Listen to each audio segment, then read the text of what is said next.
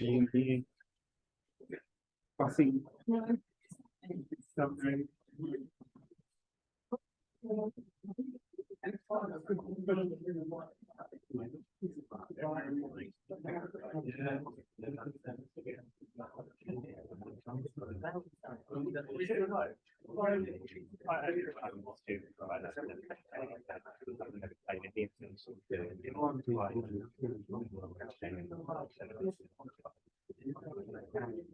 Zero, three zero, and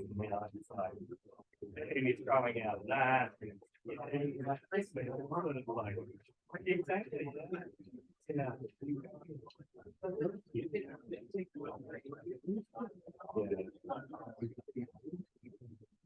Yeah.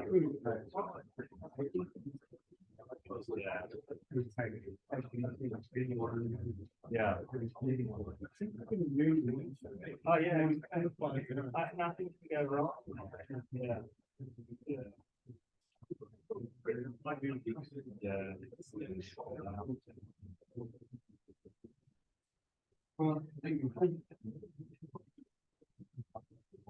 Yeah.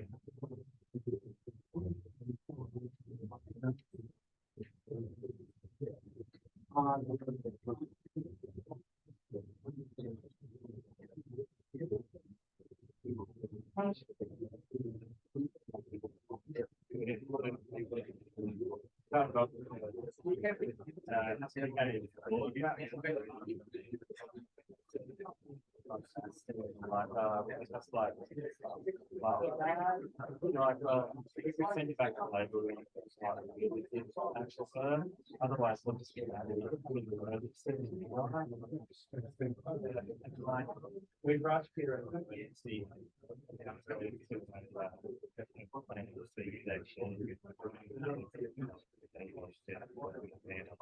And I can't make this into the body.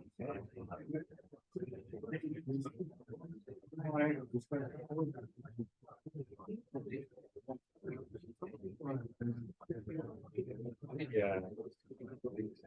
Yeah.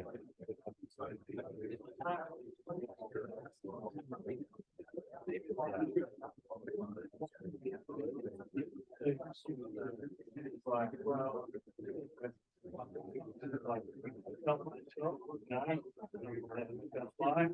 and then I just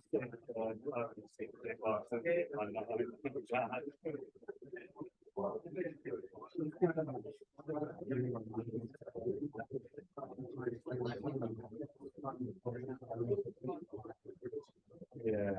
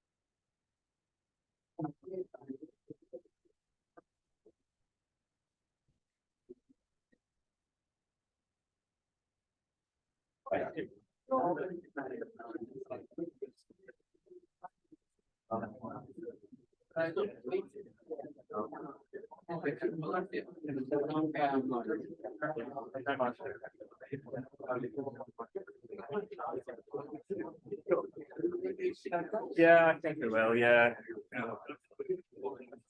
Hey everyone. Thanks.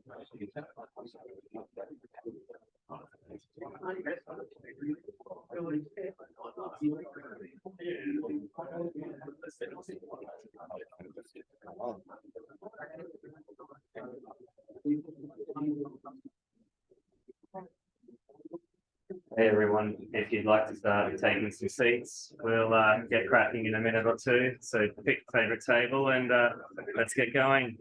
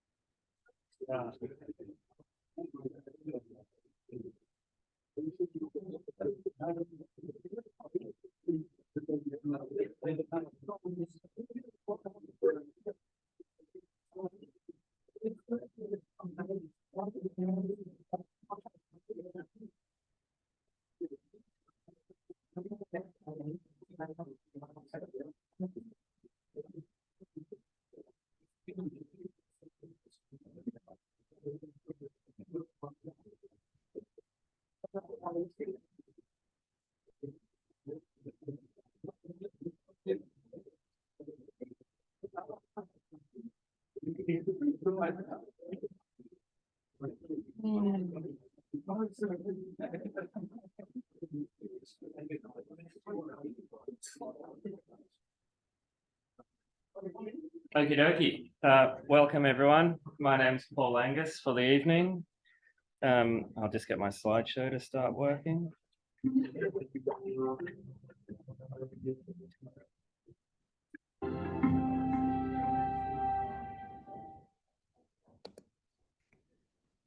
So we have a few interesting topics tonight. We'll run through our general meeting and opening and the like. Kate will present from ACO, Tom from Batolic, and then we'll have our feature presentations, and then we'll close our meeting for the evening. So look forward to a good ride.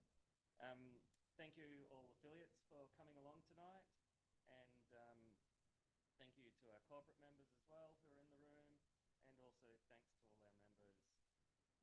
Obviously, we'd like to recognise our traditional custodial owners of our land on which we work, live and learn. So pay our respects to elders both past and present. Committee report.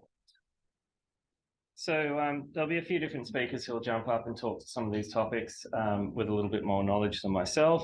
So Rob will cover the HCAA TAFE and resourcing. Of recent, there's been the annual conference for backflow prevention. There's also a few meetings coming up in different states and territories, which we'll talk a little bit more. TAFE is also, Rod will also touch on some of the subject matter experts for tech. And then we've had some CPD events of recent, which was the Zern backflow prevention one, and electrification of buildings for water heating as well. There's also a know about standard changes, which Tom Roberts from the ICC will be presenting for Standards Australia. You might have seen that sort of splashed around LinkedIn at the moment. So obviously, or not obviously, I've been running a proposal for change for water hygiene to get some informative sections potentially added, possibly added to the deemed to satisfy provisions. to help practitioners design, install and construct hygienic water systems, and also components with them, so like softeners and filters and UV and things like that, to avoid some regulators talking about performance-based solution or practitioners removing UV because the regulator said it's not a deemed to satisfy installation.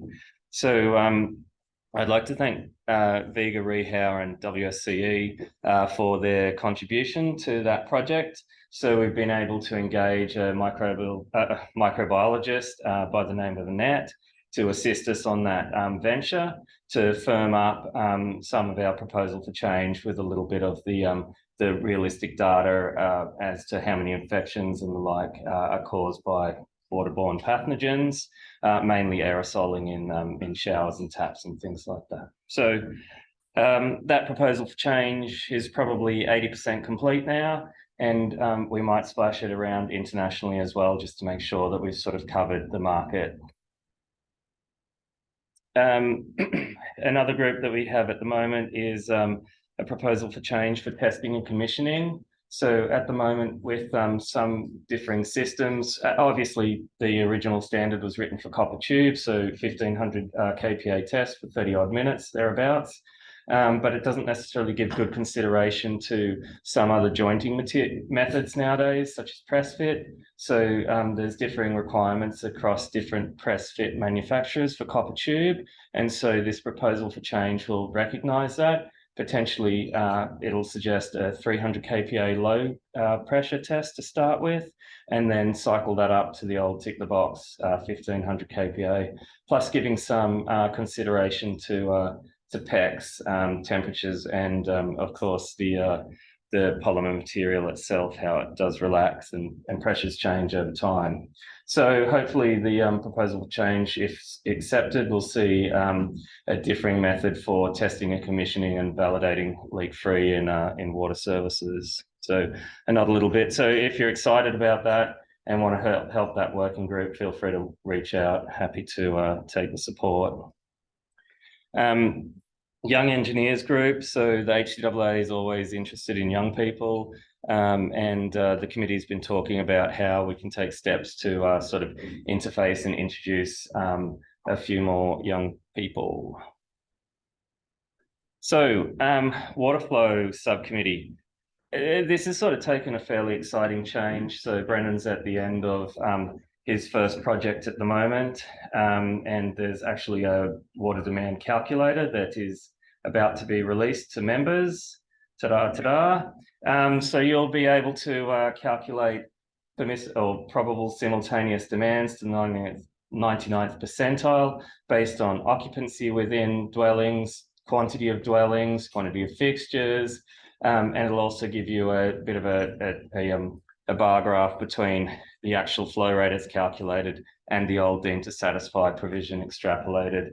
So the research has sort of shown over the 7 years of gathering data that the deemed to satisfy provision is generally oversized by circa 200 and something percent all the way to 317%. So if you're using the deemed to satisfy provision, you might give consideration to how hygienic your water service is, and maybe what sort of action might be brought against somebody at the end of the day. Yeah, at the moment it's a performance solution until there's a proposal for change written. Yep. So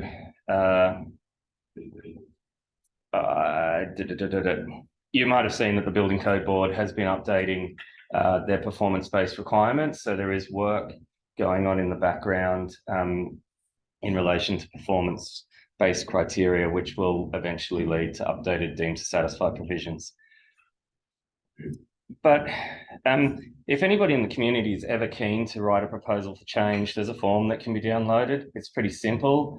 State the problem, state what you feel needs to be changed, and just a little statement down the bottom as to what you perceive will happen if that change doesn't happen.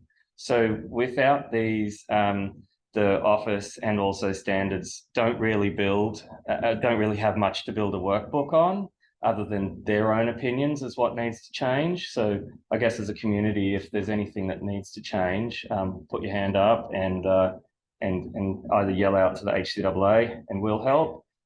subject to resources, or feel free to prepare and we can support.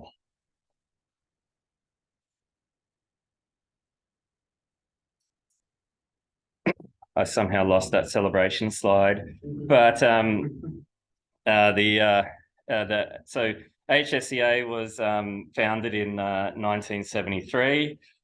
We founded the HCAA in 2019, so it's a 5-year anniversary coming up. There's a little working group been put together to sort of explore opportunities to celebrate and what style of celebration that might look like. So if you're keen to jump into that, feel free to drop Em an email and make yourself known and interested.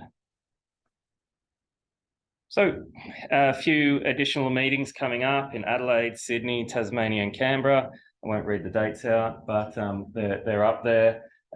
We have awesome turnouts in Hobart, great turnouts in Adelaide, and Canberra's really strong. So as members, if you're ever in those areas, feel free to drop in and mingle with your colleagues in a different state or territory. Your membership covers all of that.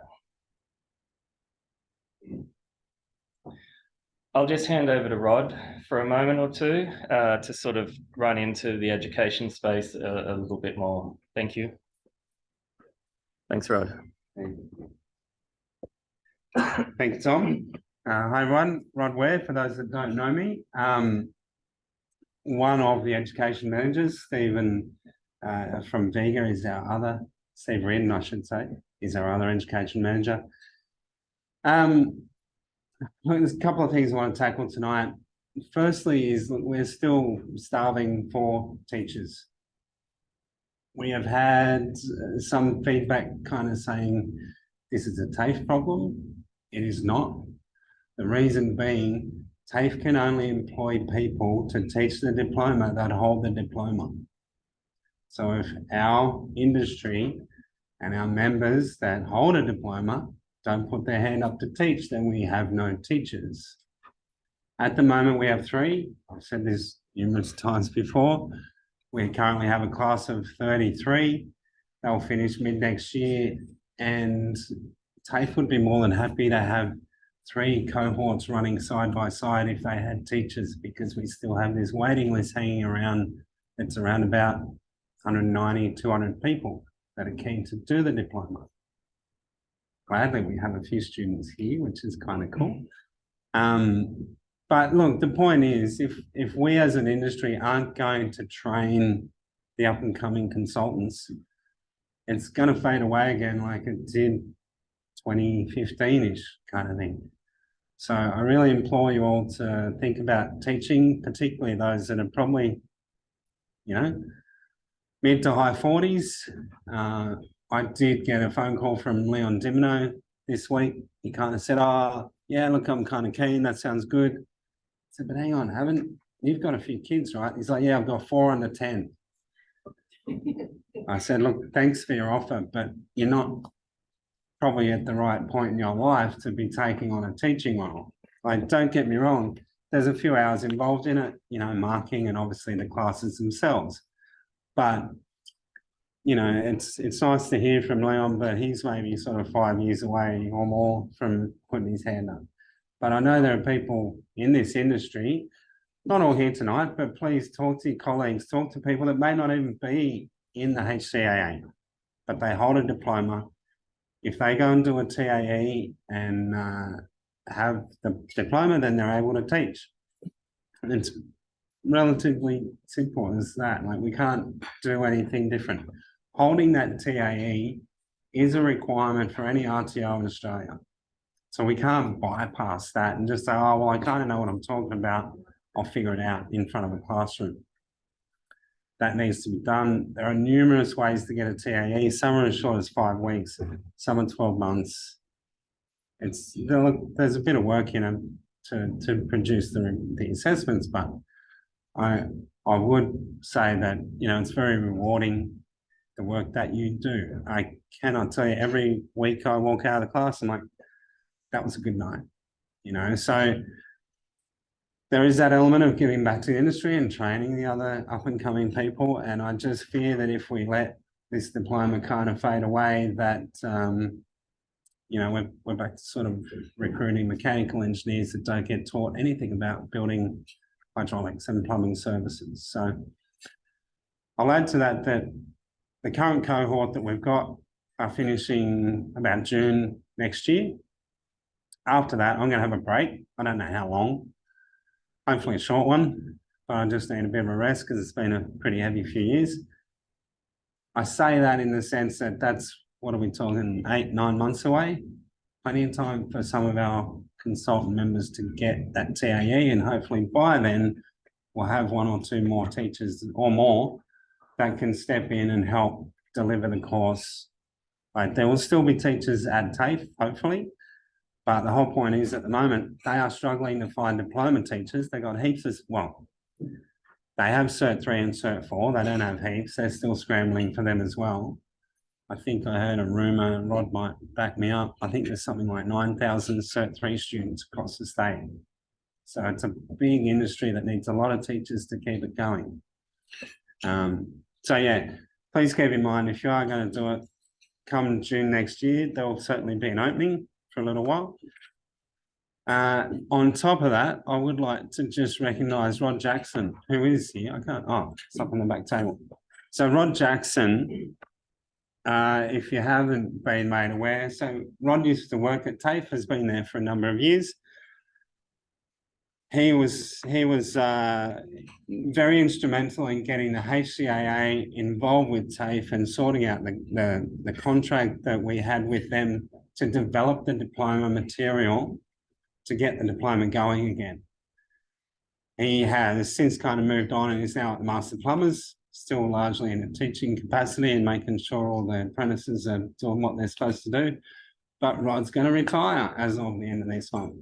So we just wanted to get Rod up here very quickly, not to have a big talk or anything, but present him a bottle of wine and just say thank you very much for the effort that he's put into helping the HCAA keep that education running over the years. And if not for him and others, that we'd probably be very, very stuck. So, Rod, if you're happy to.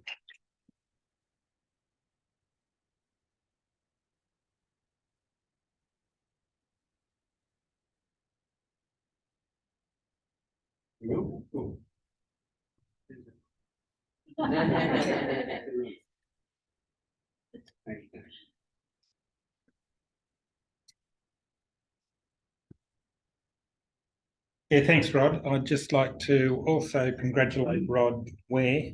The effort that has put in on top of his work duties is just absolutely excellent.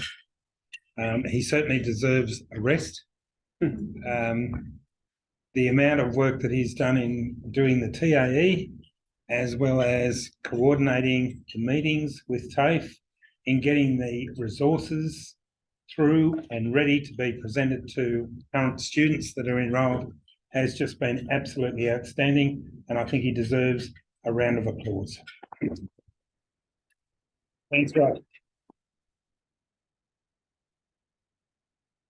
Thank you. Look, it has been a little while. I think we're up to meeting number 91. We have them fortnightly. We still talk to TAFE. We're still trying to get 3 of the last units written, being the 3 fire units. We'll keep you up to date with those, but yeah, hopefully they're going to close them out soon and then we can just focus on delivery. So yeah, thank you. Please, if you want to teach, happy to talk to anyone about what you need to do, how you need to do it. So yeah, give me a call. Thanks, Tom. Yeah. Thanks, Rod. I should also note that CIBSE are running a training course for graduates that Rod also inputted into. So that's happening Thursday and Friday next week, 21st and 22nd. So there's still heaps of spots left. I think there's about 12 people out of 22 spots. So if you have any graduates or interns or people from another walk of life that you'd like to run through a 2-day course, it basically covers the fundamentals of hydraulic services.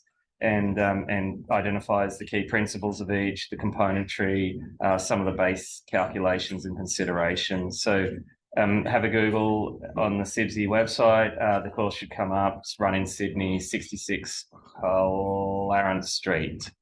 I'm pretty sure that's the address. So now we move on to the dodgy photo award. So there's a few this evening to have a bit of a cackle about. That looks like a lot of condensate drains. Yep, unable to find a reducer. That's a real throw in, that one. This is a good bit of coordination, isn't it? Unable to remove that again.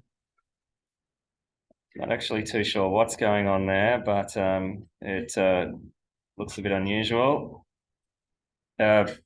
Coordination, sculpted pipe. This is actually one that I passed on. This is a contractor saying, oh yeah, UPVC takes high temperature wastewater at 90 degrees Celsius. Image that demonstrates that isn't the case. Yep. 3D coordination once again, and the hacksaw one. Oh, this was a good one. This drainage goes up and downhill at the same time. A bit of exposed, that looks like a PT conduit. Some very random cut. And then the award was to David. Not here? Okay. Would anybody else like a bottle of wine? First one to the front. So securely fixed fixings. It's good for thermal expansion.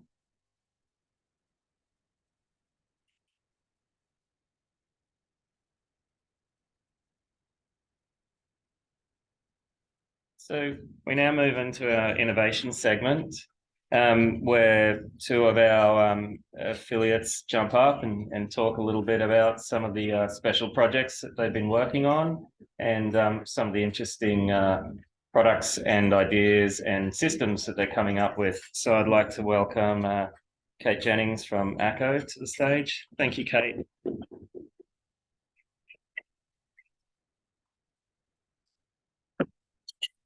Well, good evening, and thank you for having me. What I'm going to talk about today isn't actually product focus. So a few years ago, over the last few years, ACO has been wildly introducing a lot of new products.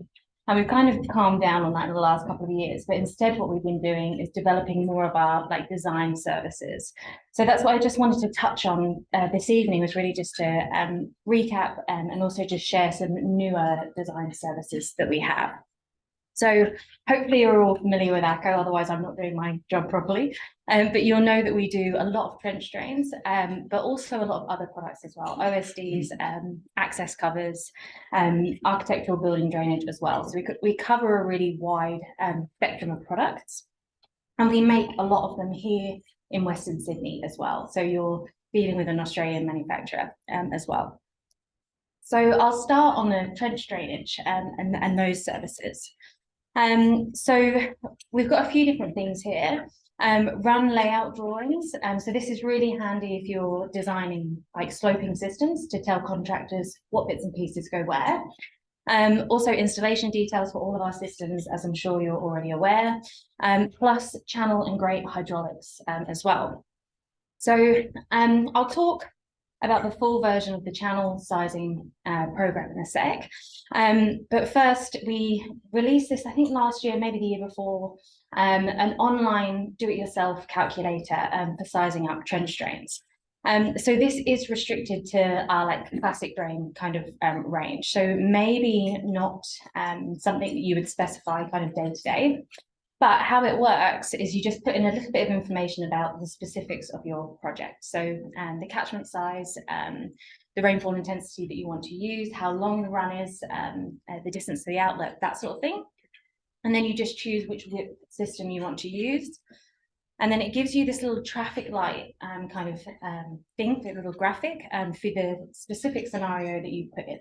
Obviously, red is bad, green is good. So we want to keep that number below 100%.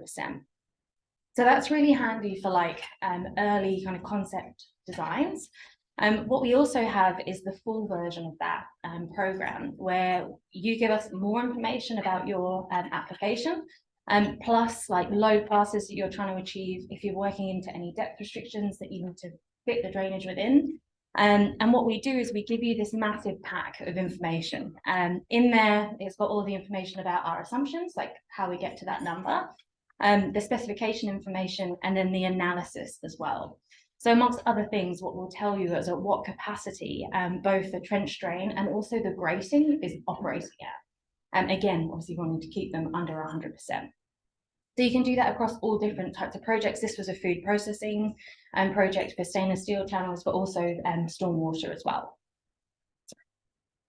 So stormwater storage tanks, this is something that I guess traditionally isn't so hydraulics focused. But lately, last couple of months, I've been working on a couple of projects with some of you guys in the room tonight.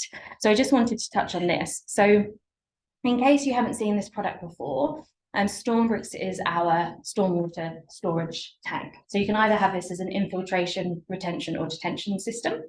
It's really strong, it's really, really quick and easy to put together, and totally accessible for easy maintenance. So in terms of support for that system, we have obviously installation details. If you have a certain footprint that you're trying to fit this tank within, if you give that to me, plus the volume that you're trying to achieve, we'll give you a bit of a layout of how that could look, plus a part schedule. So it makes the estimating part of that easier kind of down the line. And then something that we've released more recently is a structural calculator. So we used to just have this blanket 0.5 meter of cover over the top of the tank.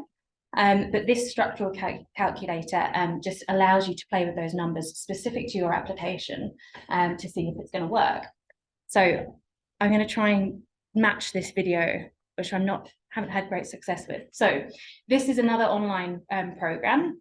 So in here, you need to select metric. Obviously, Syria is the standard that we use in Australia. Then you have to log in or it won't work. A mistake I have made there as well. And you choose whether you want the SD or the HD version. Now I have to pause because it goes too fast. Then you just choose how many layers you want of those little plastic systems.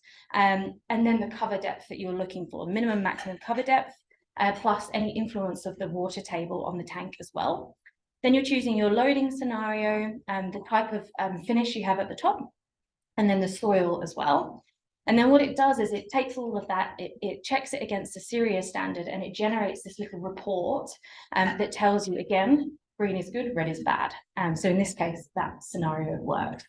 If it doesn't, of course, you can just head back and pick some different parameters and kind of see how it works out. And then the last thing that I just wanted to chat about is access covers. So if you have an enclosure, you need an enclosure that's bigger than like a standard 900 by 900 cover, what you would use is a multi-part. So this is where you use standard size covers and you're just using them in a configuration over a larger enclosure space. So every single one of these covers on the screen there is removable, as is the beam and that supports them. So you can have full unobstructed access into the asset, whatever's there.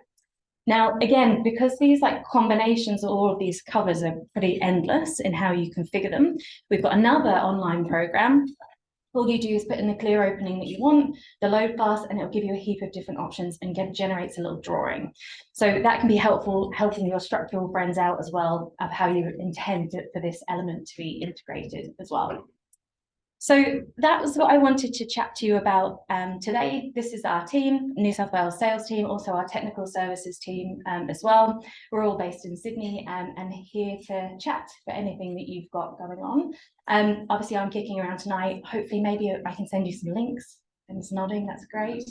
But yeah, I'm happy to chat always if I can help. Thank you.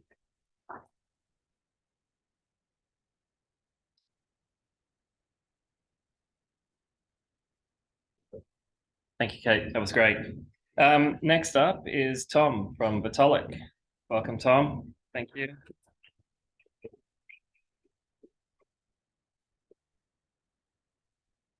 All right. Good evening, everyone. Thank you. And tough presentation to follow, but I'll give it a shot. So I took a little bit of a different approach because I'm not so familiar if you guys are up to speed with everything Victaulic can do or bring to the table.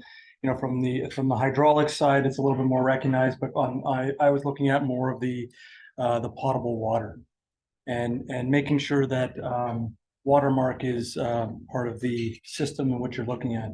Some of the things that we're recognizing today is that watermark is not always what's purchased.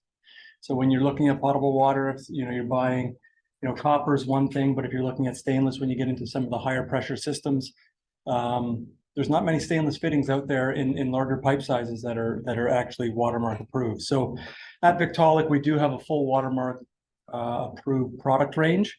Obviously, we have our certificate there, and a wide range from 15 mil all the way up to 300 millimeters.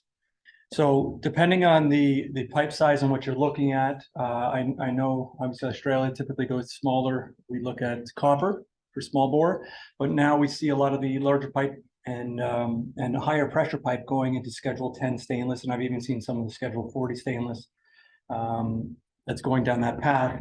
And we have some solutions there. So for 50 mil and above, we look at our press, you can see it over there, but 50 mil and above, we have a product range. So if you're looking at even taking into account thermal expansion, contraction, or accommodating for anything like that, we do have some solutions right here that you can take a look at. And then on the, I guess, your right-hand side, you can see all the pressures that we can accommodate within that. So if you're looking at, just to go for an example here, Schedule 10, so for 50 mil to 300 mil, we can do up to 2100, we round up, say 2100 kPa. Or if you're going to go to a Schedule 40, you're going up to almost 4100 kPa, just over. So there's a lot of products that we can bring to the table there. And then if you're looking at flexibility, because we do come into, you don't want to put stress on your piping systems and you want to be able to accommodate for expansion and contraction. We do have flexible couplings to eliminate from bellows or other components put in, and which can be used. And you can see some of the illustrations. I don't want to touch the screen because I'll probably take it off. But some of the pictures on the bottom there, you can see that you have like a loop put in. Utilizing Victaulic joints, you can actually make your loops up to 5 times smaller, because you're getting not only the natural deflection of the pipe, but you're getting the deflection and angular deflection from the couplings. Or if you want to do straight inline, so on a riser, you can have, or even in straight runs of pipe, you can see the multiple segment flexible couplings that are put in there.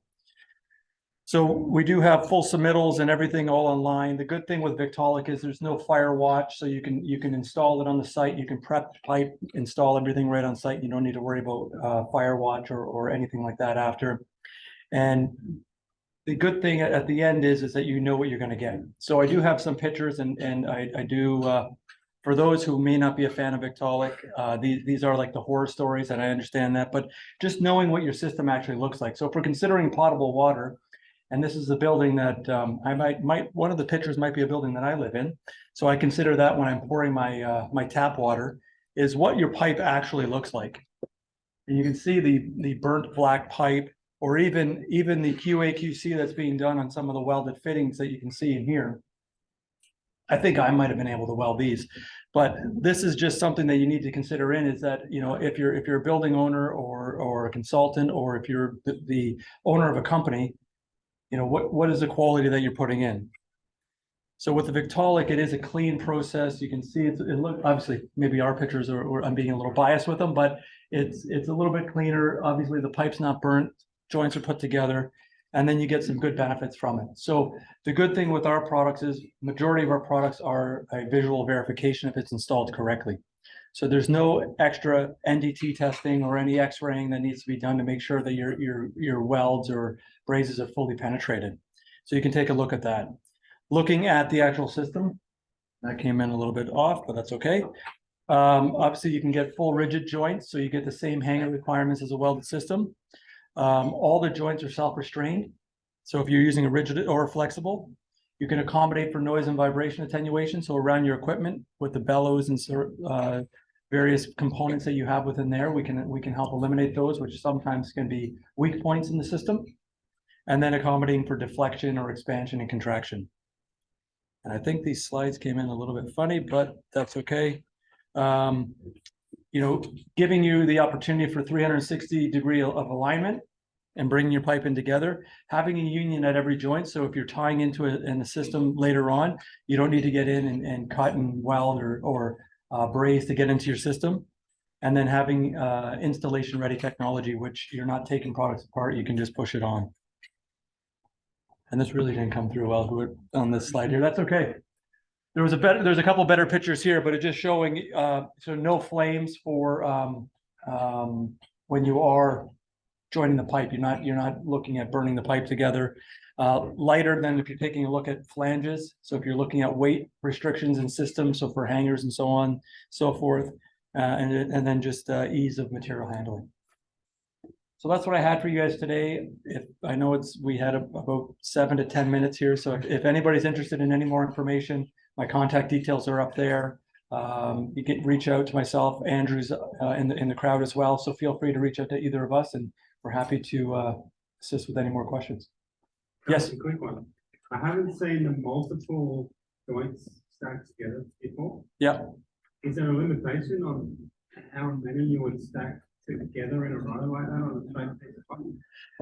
Typically, it depends. I've seen up to 12. And what we'll do is, because we have a solution that we have full expansion contraction accommodation, or even seismic. It's not really an issue here. I work a lot in New Zealand as well, as you can probably tell from my accent.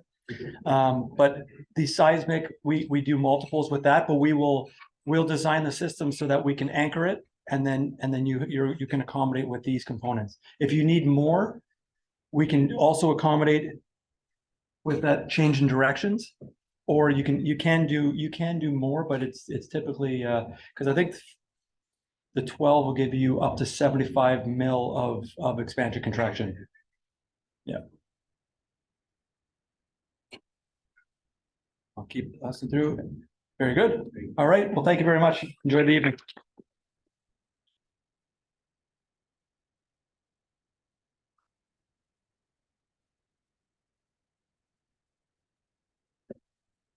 Thank you, Tom. Thank you, Tom and Kate. If anybody else is interested in sharing in this section, drop an email to inquiries@HCAA. It's open to all paying affiliate members and other members. So if you're a member undertaking design work and you've got a cool innovation that you want to share with your colleagues or the industry, feel free to jump up and run everybody through it. Just as we exit this section, I might just note, so I went to a conference of recent, which is a CIB conference. So it's international research in buildings. I've been going for 6 years or something like that. And this one specifically for drainage and water supply in buildings. So it's about 45 scientific papers presented from around the world on drainage and water supply in buildings. So the whole set of papers is available. There's some good ideas for performance-based solutions. It identifies how wrong our wastewater standard is in Australia as well. And all in all, on another note, chatting to some of the Sophie crew in the UK, Sophie's sort of putting together a technical memorandum at the moment through CIBSE or CIBSE Sophie, same sort of thing. And that technical memorandum will deal with high-rise building drainage. So realistically, internationally, most standards have been sort of based on up to 6 stories. So we're the 5th tallest country for the most tallest buildings in the world. I think we fall short to Korea, the USA, United Arab Emirates, China, and we're number 5, so that's us. So we've got some tall buildings, so I guess don't be fooled. There's some good reports there. One of the interesting ones was Heriot-Watt Uni did the first bit of research in the world as to how connecting to a municipal sewer actually affects transients in a wastewater sanitary plumbing system. So all the test rig data that we see around the world just considers the test rig itself.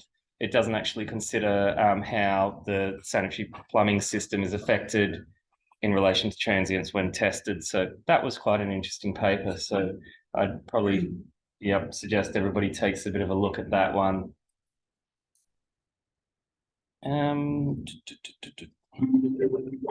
So now for a little break while we all enjoy some food, but feel free to jump up and have a chat amongst each other and enjoy yourselves. Thank you.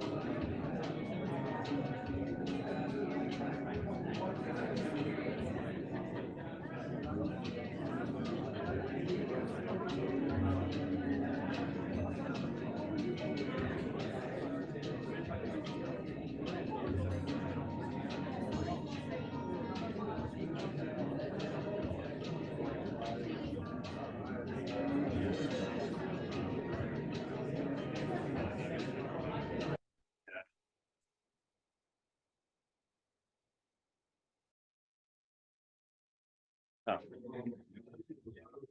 Sorry to interrupt. If you happen to have lost your car parking ticket as well, Kate Jennings has a car parking ticket going for $10, so feel free to come and visit.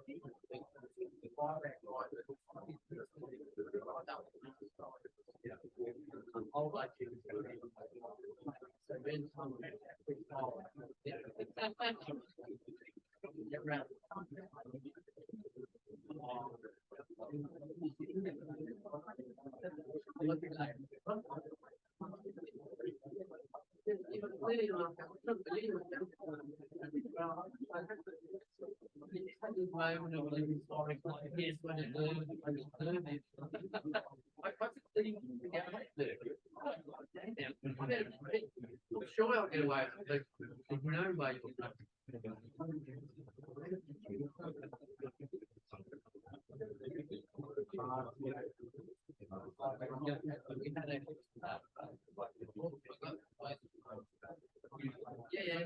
It was just a round up on there.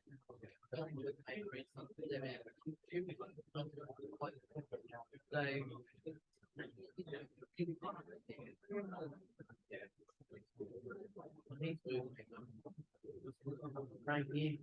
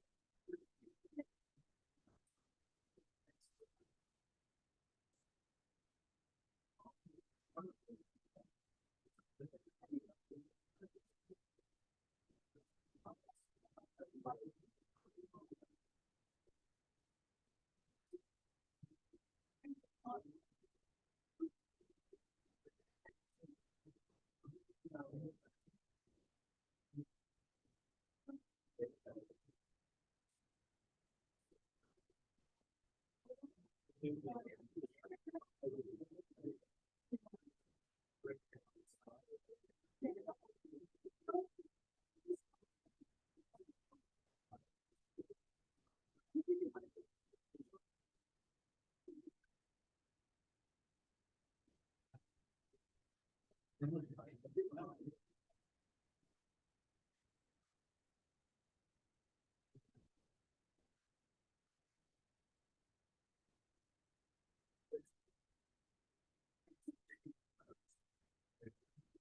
hope everybody's been enjoying their meals. It's now come time to have our first presenter for the evening. To run our first hot topic. So if you'd like to take your seats, I'd like to invite Jason from Mitsubishi to the stage to present. Thank you, Jason.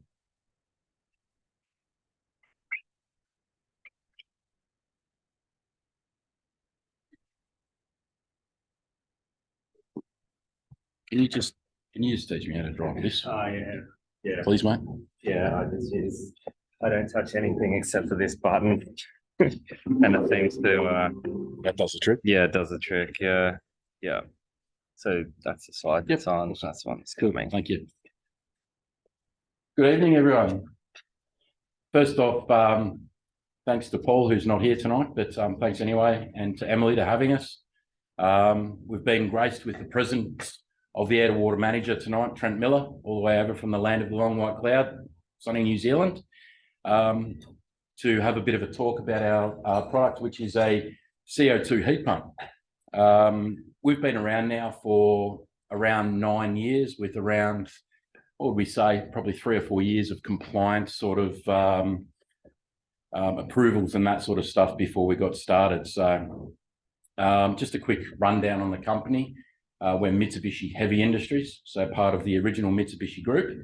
Turnover is roughly around 4 trillion yen a year, so we're quite big in the grand scheme of things. So the rocket that you see on that presentation there, that's an MHI rocket, which attended the International Space Station. So just to give you a quick background, I won't go on too much about the business, but yeah, we're here to talk about heat pumps because everyone loves them, and all the market's changing. And what we want to hear from the room too tonight is understand some of your challenges as the hydraulic engineers, as the designers on these types of scenarios, so we can best learn from you guys as well. So we want it to be as interactive as possible. So please, at any time, yeah, feel free to yell out, scream at me, do whatever you need to, get our attention, and go from there. So this is our product here, and we've got the banner there. So what is the product? It's what we call it is the Mitsubishi Heavy Industries air to water Q-ton. So one of the key differences you'll find with us versus, say, a synthetic type refrigerant heat pump is the actual refrigerant we use. It's a natural refrigerant. The refrigerant we use is CO2, carbon dioxide, also known as dry ice. What we're also going to talk about what it's used for, what's remarkable about it, and how do we get away from the gas. Contact MHI Hot Water Solutions. Trent's going to also join me here. He's very, very good on the technical sort of side of things when we start talking about carbon dioxide molecules and all those wonderful things. That sort of goes a little bit over my head. So I've been in the plumbing game too long. So yeah, I'll invite him up to the stage now, and he can have a bit of a talk just on the carbon dioxide refrigerant sort of side of things. Yeah, we'll be back into it shortly.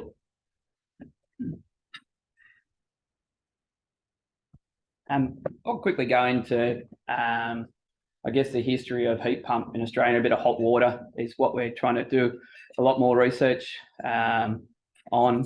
But on the CO2, I guess our first endeavour into hot water heat pumps from an Australian experience was quantum heat pumps. Everyone probably remembers that was born out of Newcastle, New South Wales. So that was just born out of cutting one of our air conditioners in half.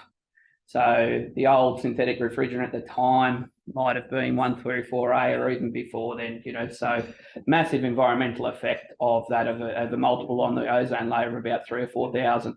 So that really wasn't the reason why we didn't go with it. We started playing with that refrigerant. We found out, hey, when we compress this, it gives off no energy. So it only has a very, very minor delta T of about 40 degrees. So we started playing around with refrigerants we used 50 years ago. So we started playing around with ammonia and CO2. And out of that, we started to really work with CO2. And what we discovered was that there was this transcritical spot at about 11,500 kPa where it gives off a hell of a lot of energy.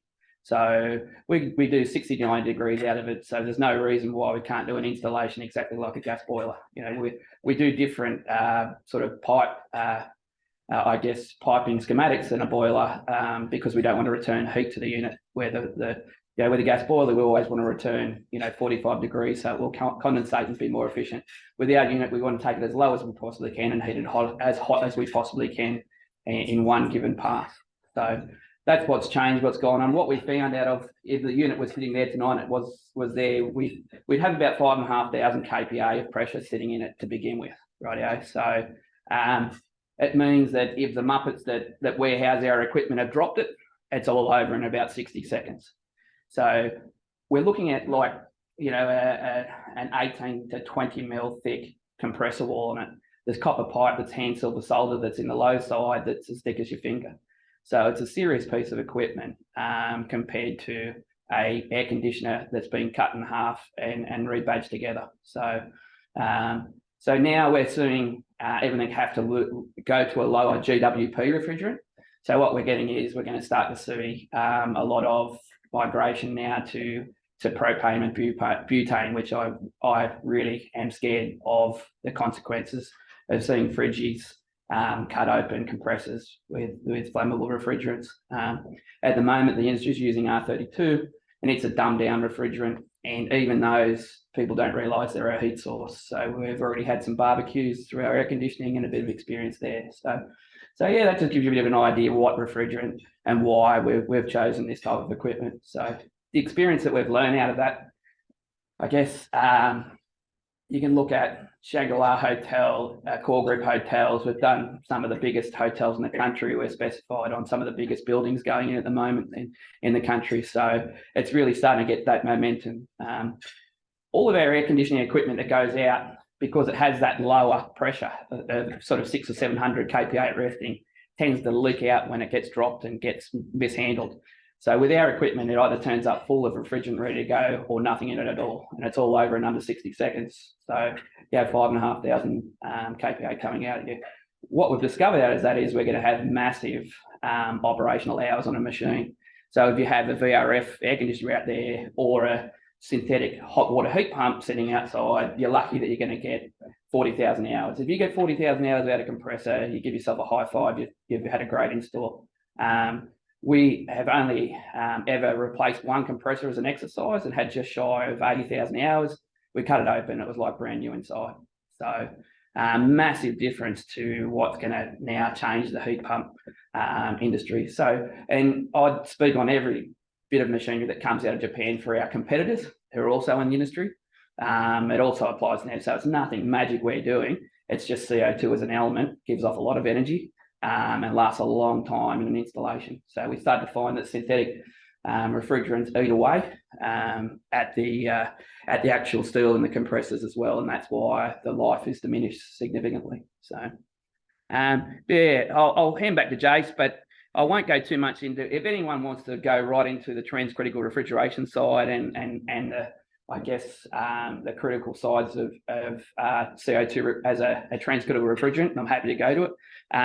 But basically, I'll sort of go in the fact that it's got a melting point of minus 60 degrees, and it's got a resting pressure of 5,000 or 6,000 kPa, and that makes it the perfect element for heating hot water. I'll head back to you. Sure, thank you. So as Trent sort of said there, we've got a little bit of knowledge now, just a basic knowledge on the refrigerant, why we use it, why we pressurize it to such a high pressure to reach that transcritical point. So some key things that Trent might have mentioned, like, got to lump it, guys. Synthetic refrigerants are on the out, natural refrigerants are coming. So in Europe, it is going to be mandated, we think, in the next sort of couple of years. GWPs are going to have to be under 5, which is basically just all natural refrigerants for Europe.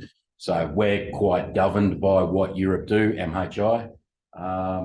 So yeah, this is all coming. So, and it comes with challenges for install for you guys too, in particular for retrofit sort of jobs. Okay, so for the larger retrofit jobs, if we're talking about hospitals or anywhere where it's a high risk or a high demand requirement to have hot water, these are some of the challenges you're going to come up against. Okay. So these are a couple of the little installs that we've done here. So the picture we see up the top there, what was the hospital again? Timaru Hospital in New Zealand, and the one under that's just a little nursing home that we did in Swan Hill, Victoria. So the systems can be either retrofitted. They are modular as well, so we can add tanks and we can add units and basically connect them all together. So the one up the top there, we've got 6 units, which is giving us 180 kilowatts of heating capacity. We've got the little 30 kilowatt unit down the bottom there. So all our units are 30 kilowatts. All right, they modulate together up to 480 collective on one system. So we've got a couple of jobs now that are going to exceed that. So we're doing multiple systems in the same build. I'm not going to go too much into the compressor technology, but it is one feature of our product that's quite unique. It's a patented compressor. We usually get a bit of a laugh out of the room when we combine the words rotary and scroll. So our wonderful Japanese company have been kind enough to call it a scrotary compressor. So that's, yeah, if anyone remembers one thing tonight, that's one thing that's unique to us, plus the actual gas injection that's part of the compressor unit. So yeah, one key thing that we hear feedback all the time is heat pumps don't work in cold weather, which a lot of them don't. And the recent HCAA hospital show that Trent and I did in Adelaide, we had some feedbacks from some hospital people that basically said, we'll never use a heat pump again. It's cost us a fortune to maintain. It's cost us a fortune to install, and it doesn't produce any hot water. So that for us, we're part of the heat pump crowd, right? So we get tarred with that same brush, even though a piece of equipment is totally unique and totally different. So this is more a Trent sort of scenario here, talking about the transcritical sort of phase, the way the gas changes in the refrigeration cycle. Again, I'm not going to touch too much on that tonight, but if anyone does have any more detailed sort of questions they want to understand about the refrigeration cycle of a CO2 unit, please reach out. One thing that has been specified quite a lot by a lot of ESD consultants and that is that they want to have a high coefficient of performance. All right, coefficient of performance is, unfortunately for you guys, a number that you guys will see printed on a manufacturer like us in their brochure, saying we've got this wonderful coefficient of performance. All right, this chart here actually shows you the coefficient performance and how it changes under different conditions. All right, so if we were to say, you know, our system's unique, it's got a coefficient performance of 6, all right, out of Q-ton.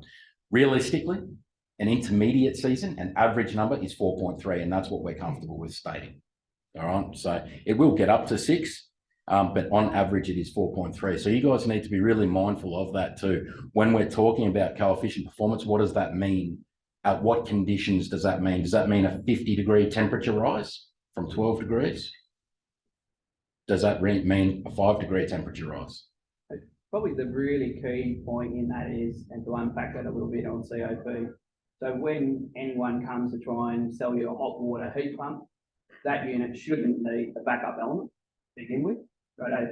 Heat pump's now capable of 69 degrees. So, and when you go, what's the COP, you should be asking at, with the water entering at 5 degrees and leaving at 65 degrees. Because if you're specifying a heat pump that is only capable of heating water to 55 degrees, you're doing the rest of that with an electric element, so it's a false economy. So, and just on the Australian health engineers, the meeting we went to, it'd be a really good one, Tom. We might share some details of a couple of people that spoke down there on sort of pipework health. They were really good at speaking about the health of health facilities. And they did speak about the testing that's sort of going through lots of the aged care facilities. There were some really great things that I took out of it. That basically, by the time they've done the Legionella testing at the end of the month, it's too late. You know what I mean? And the really good one that I got a hold of was the facilities, public facilities. Does anyone in the room know what the Steve? I was having a chat to him earlier on the night, but what would you guess that the facility around the world that has the highest counts of Legionella within their reticulated pipe systems would be? No. Joe. Yeah, so purely. But yeah, that was really, really interesting, just basically on the lack of flow past the fixed units. And that's why I was going to throw it out to the floor to sort of say, hey, it really is so important how we design facilities now. You know what I mean? And that work that you guys are doing is incredible. You know what I mean? To make sure we're not having those dead legs and make sure all those fixed units are getting turned over. Why, Joe? Just the lack of flow through fixed units and shower blocks, especially. Is that because they tend Lack to of be regimented? All right, shower time is 7 a.m. and then they don't get used till 7 p.m. What they're saying is just whole shower blocks are not getting used for 3 weeks at a time and times like that, and the flow through it is virtually non-existent. So the flow through fixture units is so important to this, you know what I mean? And Harriet Whiteley spoke on it. She's the sort of industry expert. She really has gone to a lot of lengths to sort of research this all around the world. So it'd be really great to sort of share her contact details and sort of start talking about pipe health. But we did a big job at Shangri-La Hotel in Cairns 6 years ago or something like that. They've subsequently got it using it as a storeroom now where our equipment is, no one knows actually what they do or what they're doing, which is a great sign for us that the machinery just doesn't break down. So, you know, we're really lucky to have such a good piece of equipment in that transprental side of this that works that way. Just back on the Legionella side of things, with the new model Q-Ton, what we call the EH2, it actually has a function in the controller now to build in a Legionella cycle. So depending on the facility's demand for this cycle to happen, it can be once a day, once a week, once a month, the controller will basically make sure that that system is purged all the way back to the cold feed of the tank to 70 degrees. So, and the only reason that's born was out of Australian feedback to our Japanese factory. So what we discovered out of these retrofits that we're doing at these large hotels and what have you is, as soon as you expose, I just said, I'll crank it up. Let's put 75 into the lines, no drums at all, no Legionella, everyone's happy. We're dealing with 40-year-old pipe work at some of these hotels and bits and pieces. So putting 75 down, it just decreased its lifespan. We just started blowing pipes out all over the place. So what we're able to do is program the unit to just give us a burst of hot water at certain points in time throughout the reticulation system to sort of do that. And what we find that works very well with plastic pipe work for lifespan of it. So having full and total control over your hot water reticulation system is what we're aiming for now. So that's important too, guys. What Trent just said, the feedback that was from Australia helps us develop these products and develop these things that we all know are very important. So even though we're a big company, they've still got big ears. So please feel free to talk to myself, talk to Trent, talk to Tom, Paul, everyone at the HCAA, and please let us know. So this next photo is a pretty good example of how heat pumps can work in cold conditions. So this particular job is up in the New South Wales ski fields. As we can see there, we've got snow halfway up the units there. So that's sitting at around about -8, still creating 80-degree temperature with no resistive element. Rob? So I was just going to ask a question on what you said, but that photo's a good example. I mean, you mentioned having an electric backup. You sort of said, well, you know, when you're trying to reach a higher temperature, 9 or more, I've always thought of a backup for a heat pump as when you had that scenario. Yeah. And it's all right, well, under 4 or 6 degrees, they kind of aren't efficient, and then the electric is going to kick in to service the load of the building.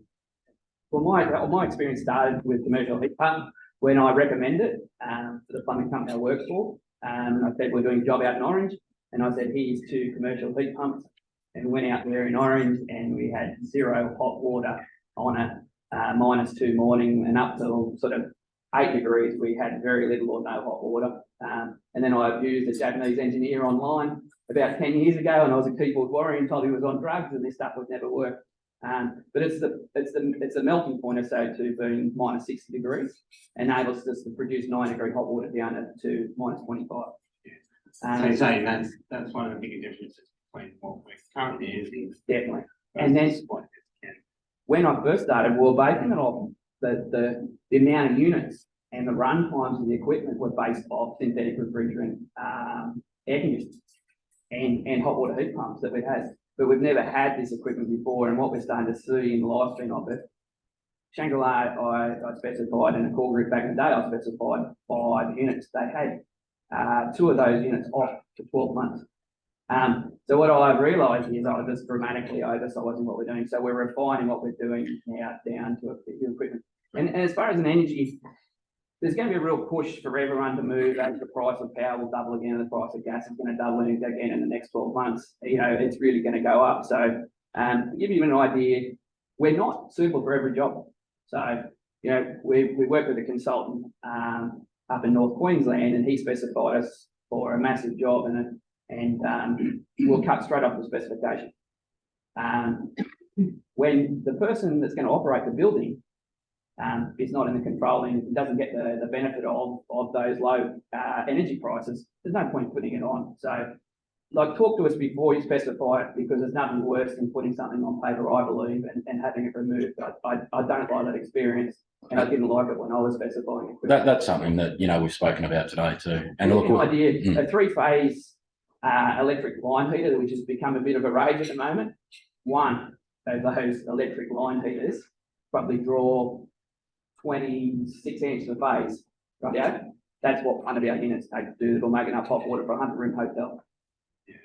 So humongous, you know what I mean, savings in this type of stuff. So that's the massive difference between that type of equipment.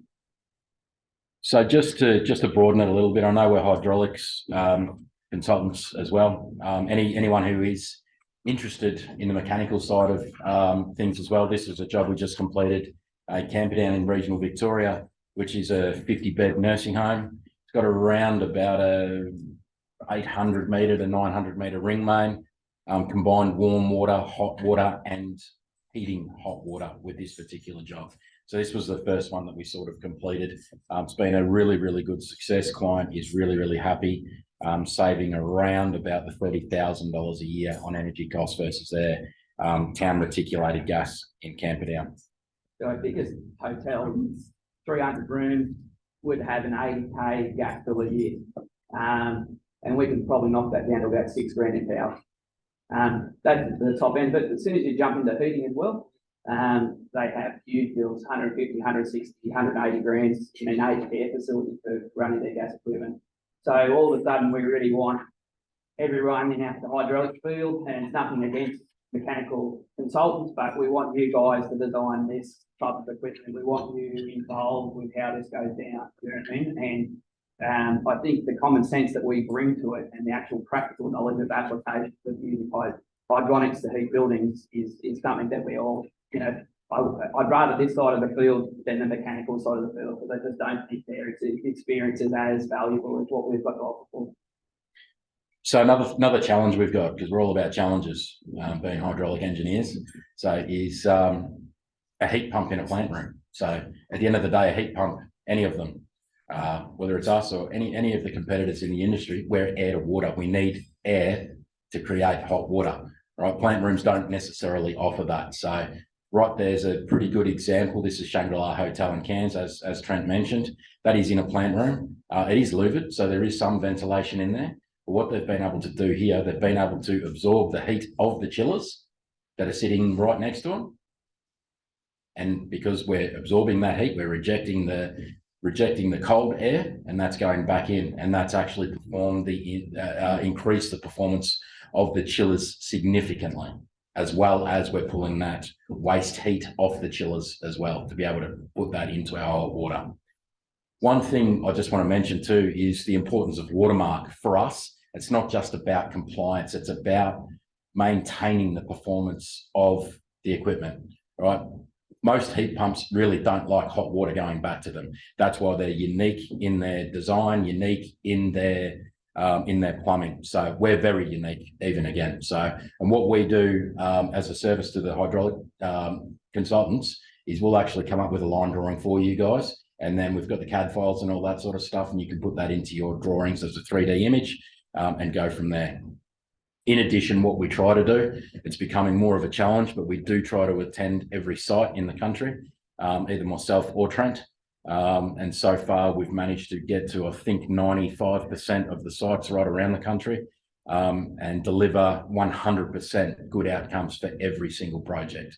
For us, it's not about the sale, it's about the result. It really is. So again, we understand our position in the market. We are a niche. We are becoming more mainstream as we start to educate the room and start to talk to more people about the product.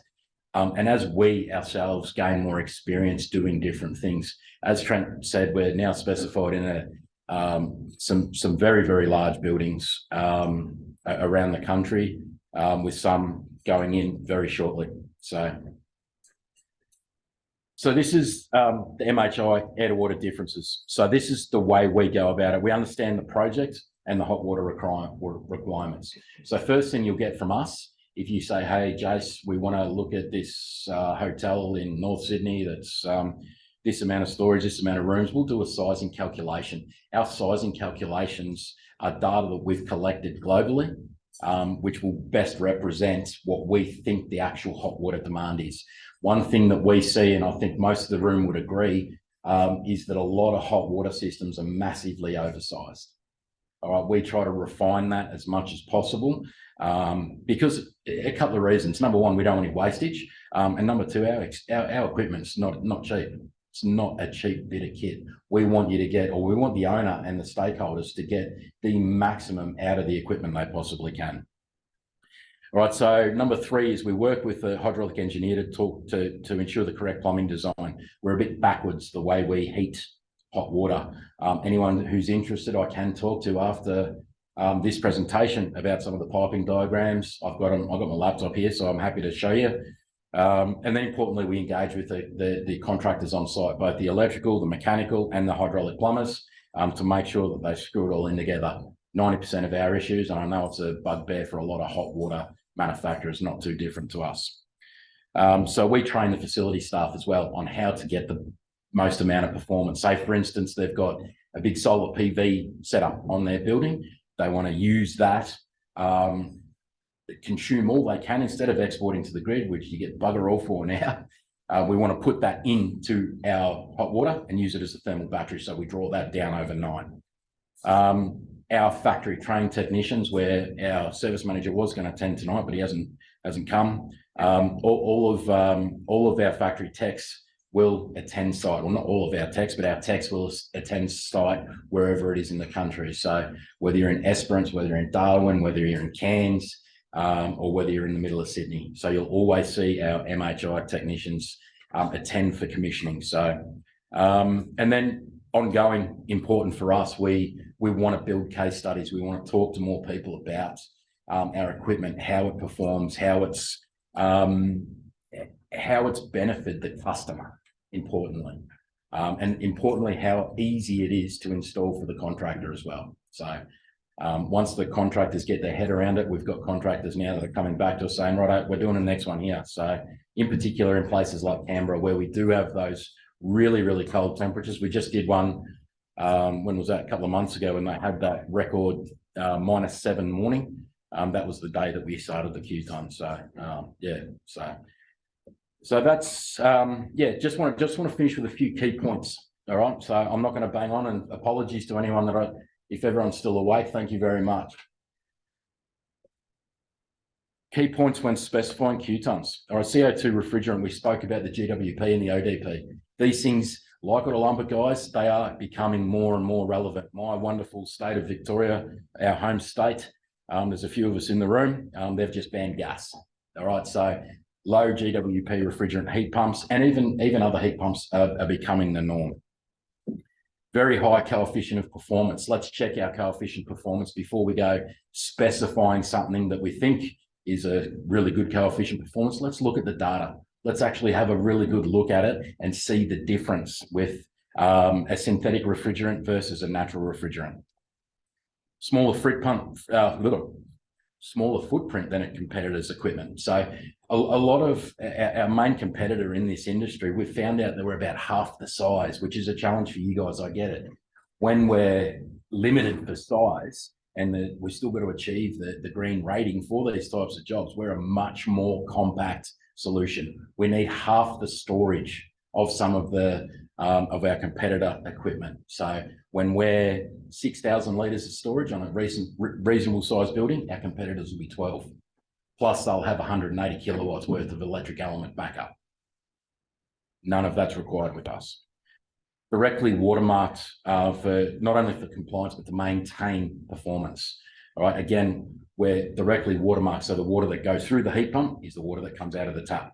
And that's really important because if we're trying to heat exchange, all right, we're always going to have hot water going back to a heat pump, which we're going to turn a very, very expensive, great bit of equipment into a pile of mush. So that's really important. So industry leading warranty as well. So we believe we've got arguably the best warranty in the industry, which I'm happy to talk to anyone about in detail should they want to. It just got bigger. It did start a bit lower and they all seem to be going very well. So with a bit of confidence, we've extended our warranty to 5 years now.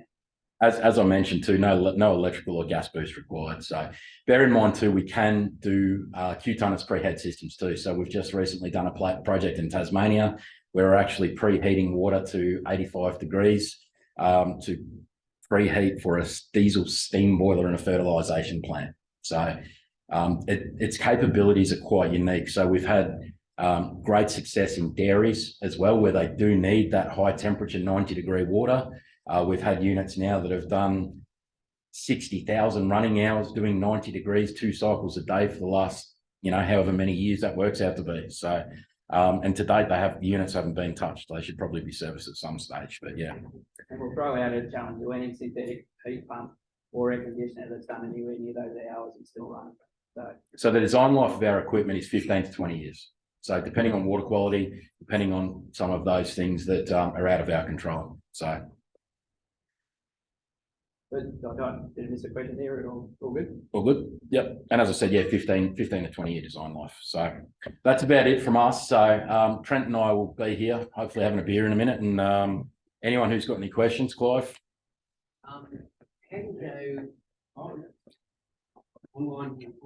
do we go with the design of a really good warm water system, Clive? How do we go with that? In a big valve.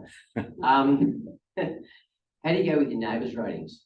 How does that sort of so build to rent is requiring a high neighbours rating. That's basically sorry, I yell all the time. Sorry. Yeah, so basically build to rent has asked for a high neighbours rating. So you can go and spend a lot of money on thermal facades, or you can go down this road and get that. So that's why we're getting specification in that area at the moment. So the neighbours rating increase the building. It depends on which energy consultant you speak to about what the actual outcome of that is. But if you're looking at neighbours ratings at the moment, are you able to capture the data back?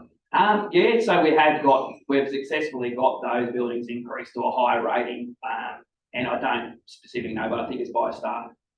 So they haven't had to spend, I think it was $750,000 on different work, and that's the key to some of those big towers getting built at the moment, and that's why we're specifying them. Every state's very different in their requirements as well. Like we just won a couple of major projects in Brisbane, so because of the performance of our equipment, and also the relationship and the engagement we've had with the contractor, with the engineer, and the actual builder being Mirvac. So yeah, so. Unlike a lot of people in the industry, we do not pay any type of rebate to energy consultants, to any consultant, to any end user or builder or what have you. That's not the way we play the game. So everything we win is just basically on the product performance. As I sort of said, to us, it's not about the sale; it's about the result. So and that's critical for us, and that's the way that we think is the best way to build this business. So yeah, thanks everyone for putting up with us. Hopefully you've learned a little bit of something about who we are. I'm not here to flog Tritons tonight. So, yeah, Mitsubishi is quite a diverse company. So, yeah, thanks everyone. And yeah, have a good night. Any other questions? I just like to say thank you very much, Tom, for the work that you've done in the industry. I know you don't like it's just unsung. Like without that type of work, you know, we're never going to get past the restrictions we've got in too low velocities, and we're not looking at those types of. Just the HCAA. But look, I see yourself and to Rod as well. Mate, without you guys doing what you do, this wouldn't move forward at all, you know. So it's a great reflection on the HCAA, and thank you very much. Sorry, just one question. Yep. I don't know if I missed something. Is it limited just to air to water heat exchangers, or do you do, other systems which are more efficient against sort of? So we do a water-to-water system out of Japan. What we've found is that by the time we go through all the compliance, all that sort of stuff, the result we're going to get isn't as good as what the air to water will deliver us. Yeah, a lot of mechanical consultants are going water to water is the future. We will guarantee you over the best water to water will guarantee you a higher COP with a CO2 unit. That's my experience. Like I've dealt with systems where I'm taking, heat waste from chillers where I'm getting basically just doing the whole heat loads for aged care, facilities and the like, really large facilities. So. Yeah. And look, every mechanical consultant is going to ram down our throat reheat from chillers, radio. That reheat pipe work has to pay for itself, radio. It has to pay you in a return to it. We can work it into our system, no dramas at all. We will give you a design, and that's why all our designs are different. It's based on the building that we're going to work on for you. But I will say is there's no use running 200 grand worth of pumps and pipe work in a building to get very little heat recovery out of it at a temperature that's not really great as well, and especially with the water to water, we do have a good water to water heat pump, but it doesn't stack up with the CO2. We manufacture, 500,000 R32 hot water heat pumps for domestic. I won't bring them into Australia and New Zealand because I don't believe they perform well enough. I don't want to rely on electric elements to back up our equipment, so that's a bit of an idea. We won't touch some of the synthetic equipment at the moment. It is going to go towards sort of hydrocarbons, but with high capacity, units that are rocking like 10 kilo or more, or 20 kilo, we're going to see some people get seriously hurt if that comes into the industry, and that's something I'll want to try to avoid if I can. But we may get it, it's just a matter of time because it's here. It's here now. It's here now, and it's cheap to produce. It just comes out of Thailand like the rest of our gear with the same compressor. We just dump a hydrocarbon in it, So anyone else? thank you very much. Yeah. And not done yet. I got one. Always been on. You had the example there with getting recovery heat from adjacent chillers. Yep. Do you have a ducted system as well for scenarios where you don't have that kind of heat? For how we cut our teeth was just on retrofit, and basically that's satisfying an account with under a 5-year payback of the equipment. So I take that same scenario into an installation of a new installation. So I don't even bother with ducting anymore. I just jam the Q-tons next to the chiller, and we can install pretty darn close to them. So all the things go out the window that you've heard about heat pumps. We'll install them in very tight plant rooms because at the melting point of -60 degrees, they'll still perform. We shut one in a little room by accident down in Perisher Valley, and it got to -18 degrees by the time my laptop wouldn't work. We're still producing 80-degree hot water, 90-degree hot water. So it gives you an idea, all these little areas that the architects give us, we can work with. But what I will stress is, it's negotiation on space with your architect. Start big, and let, Start really big, and let us work down to whatever we can with that space, and we'll help you work within those spaces. Yeah, look, I think everyone here's probably heard the news in the last couple of months. I think Sydney Council's just announced that 4 new projects for domestic or residential. There's no new gas. Waverley did the same kind of thing. The Parramatta's following suit. I did have a chance to look up Waverley's website.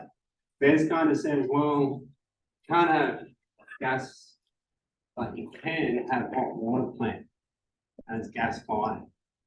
However, you have to provide a power source and a plant room big enough that whenever the gas plant falls over and someone says, all right, we're going to replace it with electric, you've got to be able to put an electric option in. Okay, so there's some grey areas in between. If you look at the news alone, it just says no gas and it's this dire. Oh my God. I'll go along with that, Rod. Look,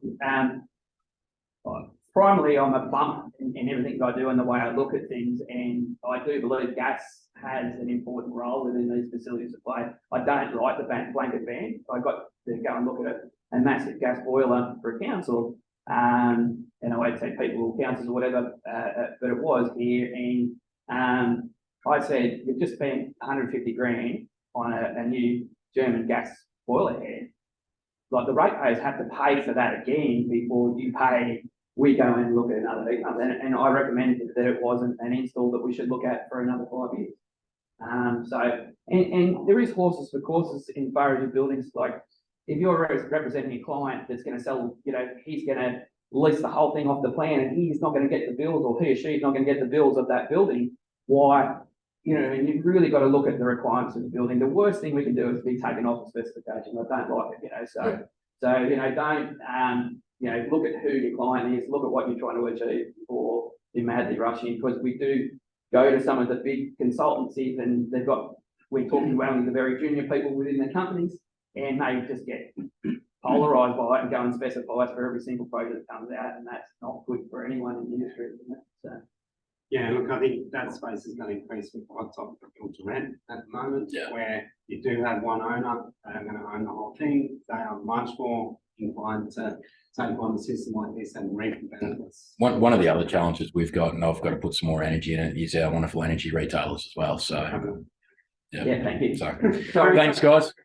No. That's just an area. It's just an area that frustrates me, and just talking from experience. We've had a couple of certain energy retailers. We've come up with a really good solution, economical, and energy retailers said, okay, we're going to get rid of that because we're going to give the client the gas plant for free as long as they sign up to our gas plant. All that is now going out the window. So us and a lot of the heat pump other manufacturers, and I know there's a couple in the room tonight, are becoming a lot more relevant. So thanks again, everybody. Yeah.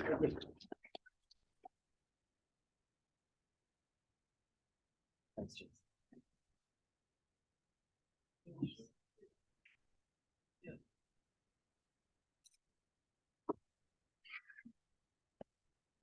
So we just need to do a quick laptop changeover. So I'd like to welcome Victoria to the stage, who will undertake the next technical presentation.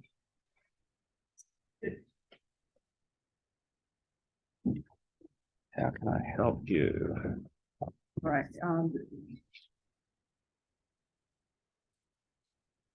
Just bear with us a second. We've got to hook up the computer, and then we've got to get the Zoom people on board as well. Okay. HDMI. No. Yeah.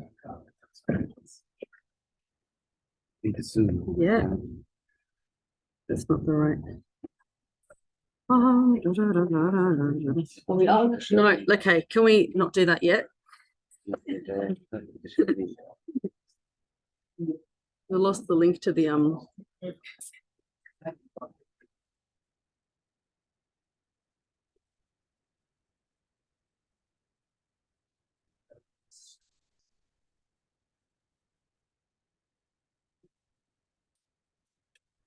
no.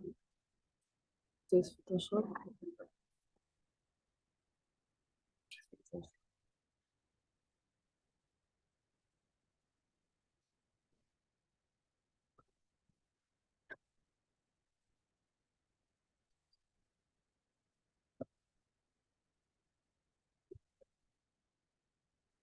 Progress.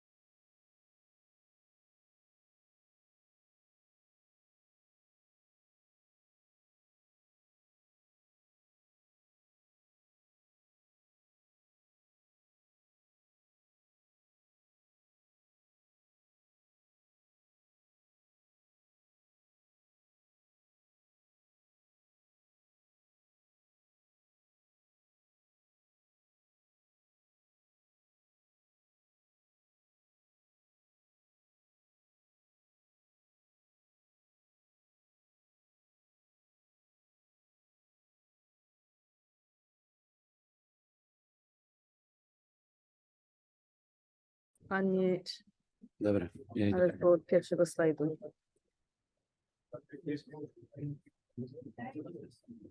Okay, I think we have it under control. Are we on Zoom? Great, and everyone can hear me? Listen, I'm not asking you for listening, I'm asking you for thinking. Cool, good evening. I feel that's really loud and I can hear my own echo. Is it a problem?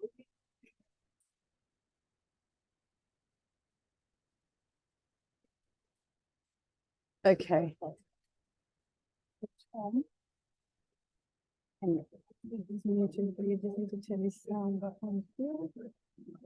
That would work. I can still hear an echo. I'll power through. Okay.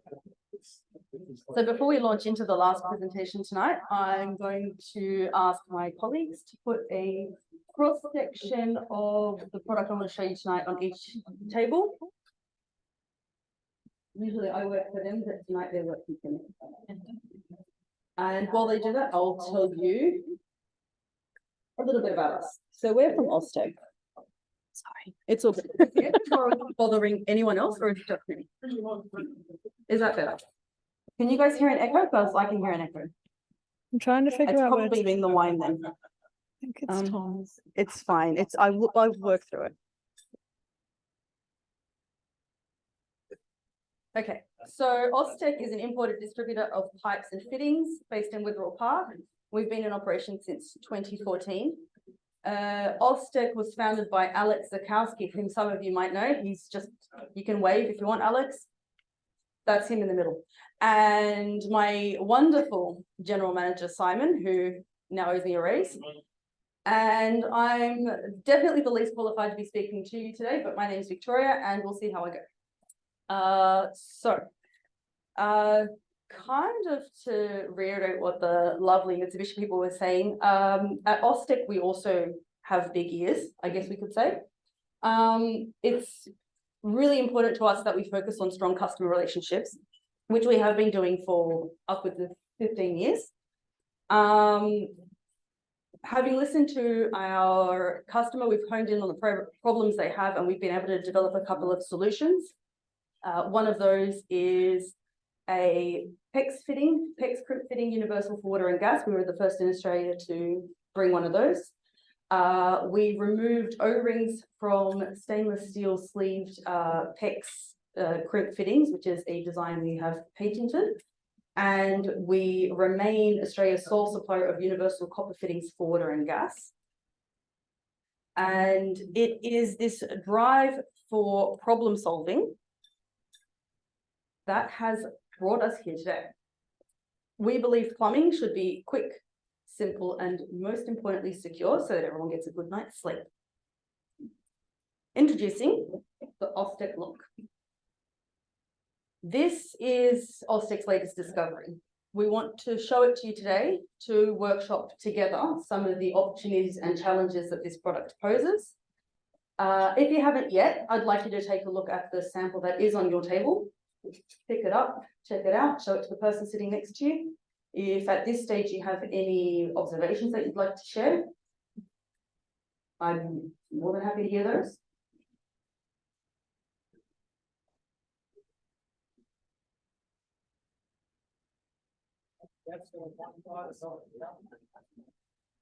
On that particular, I'm going to ask Alex to go have a look. Maybe just for. It's fine. That particular one.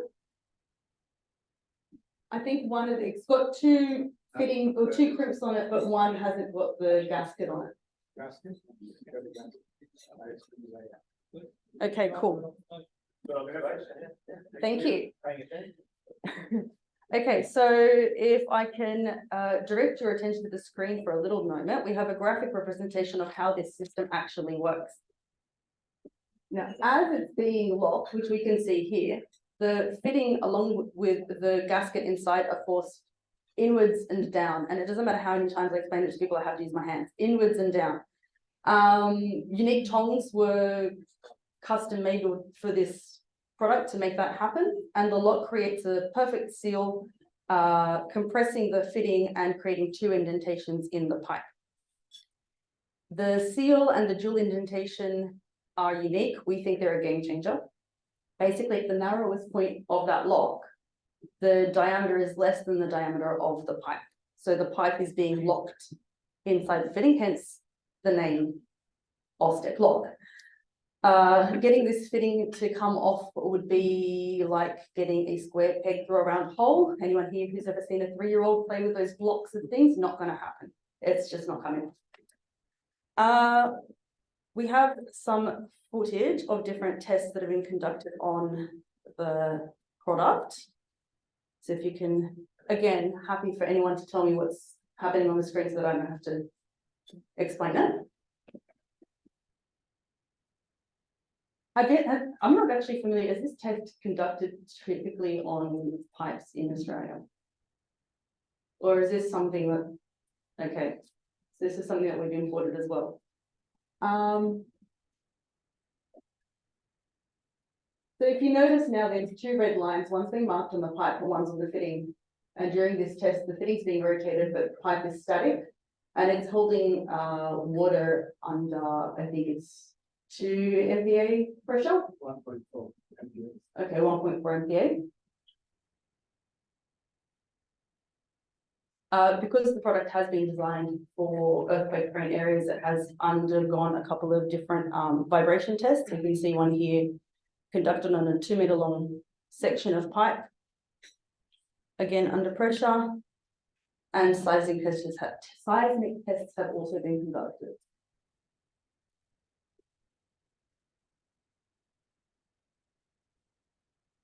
Okay.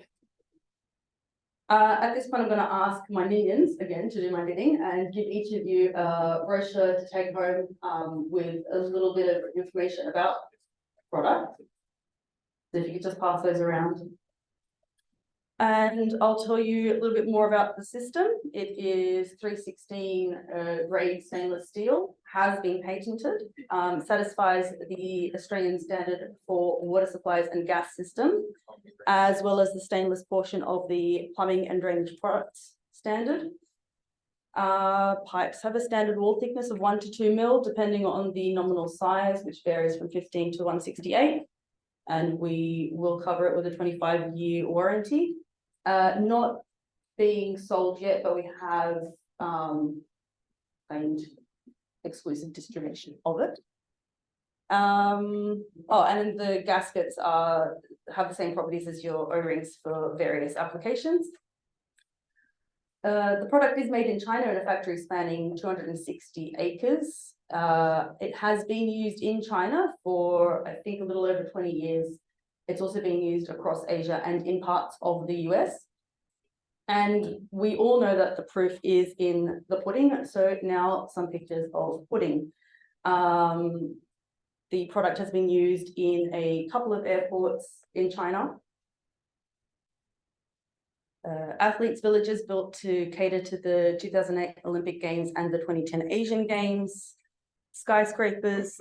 The top left is the Guangzhou Astronomical and Sightseeing Tower, which at 604 meters briefly held the title of world's tallest tower. So that's your fun fact for the evening.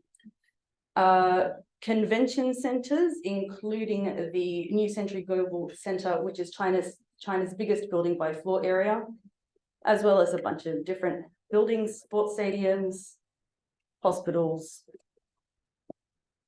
residential buildings. I'm not sure if that includes jails. This museum and a couple of other funky award-winning designs.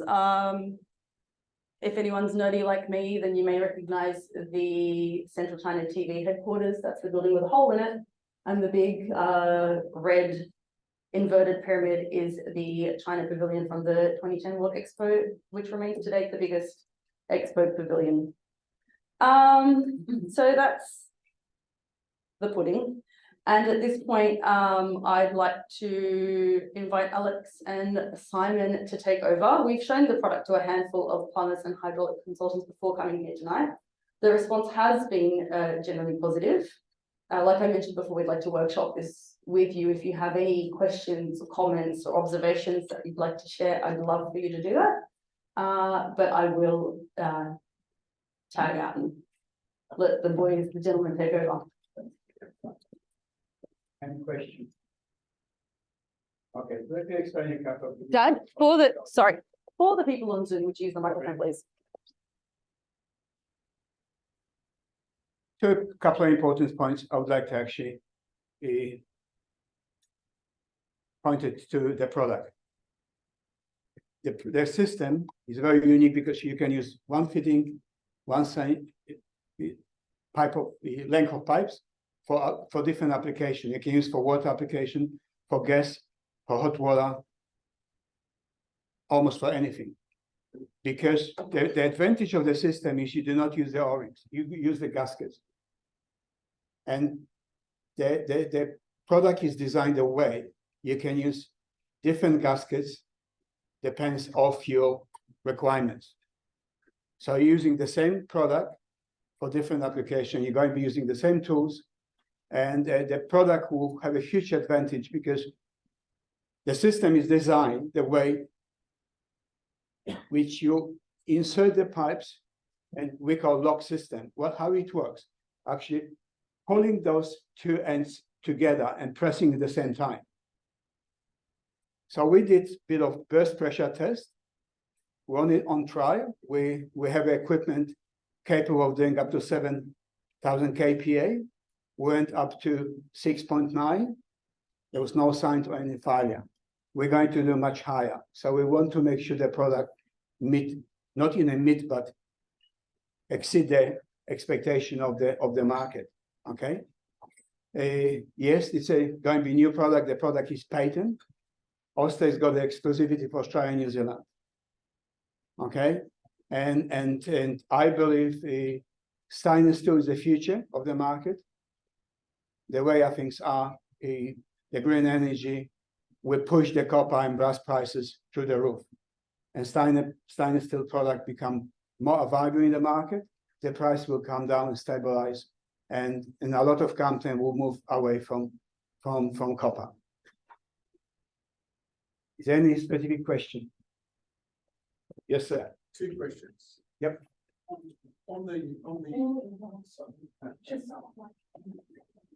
Sorry, sorry, just a little bit before we saw that there's different colored gaskets and everything for different applications. Yes. Is there any way of telling afterwards what color gasket was put in? Like if I'm looking at it. Yes, you will be able to, because when you actually crimp, you have there's a small section of the gasket sticking out from the fittings. Okay. If you look closely, you can see the color of the gasket. My camera is cut, admittedly, but yeah, I'm just wondering, like, if I'm going inspecting a job afterwards, can I actually inspect a job and look at it and say, oh, you've used the right color gasket, you know? Yes, you could. I specifically cut the gasket so it looks nice and neat. Yeah. Okay. The gasket would actually stick out. Yeah. 2 or 3 mils sticks out from the joint. Okay. I can see it I can see it where it's cut. Yeah. I can see the gasket in there. Yes, it's red coloured in this case. Yeah. But I just didn't know whether. It does stick out. We try to make it free for everyone. So yeah. But eventually they'll still need to be labelled like water. And the other one is this a watermark? Well, actually, I just received today the final test results, and we're probably going to have an Australian license by end of the month. Well, so it's not yes. So it's not watermark. Definitely it's happening. Okay.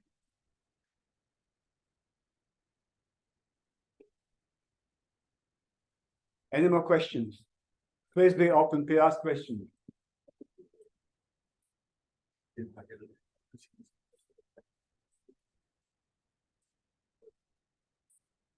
I know it's a new system. I know it's probably something people never come across. Yes. So I had a special price for you, only had one gasket. Yeah, I did purposely. Yes, I did purposely. And I actually did. Can you explain why this one only has one gasket? Because I did the pressure test without gaskets and reached 1,100 kPa before I start losing pressure. I'm doing a lot of additional tests to make sure the product actually, because we're going to spend a lot of money on the product, we'll make sure the product will fit in the market and meet all the, yes. So a number of other products on the market have a leak detection if it hasn't been pressed properly or a complete press. If the theory is that if it is not pressed and the system is pressurized, you'll have a little bit of a leak so that you can realize what hasn't been pressed and come back and apply a press to it. So this will do the same. This will look straight away. Yeah. Hang on, just a second. Have a also look at the engagement between the pipes and the fittings. Yeah.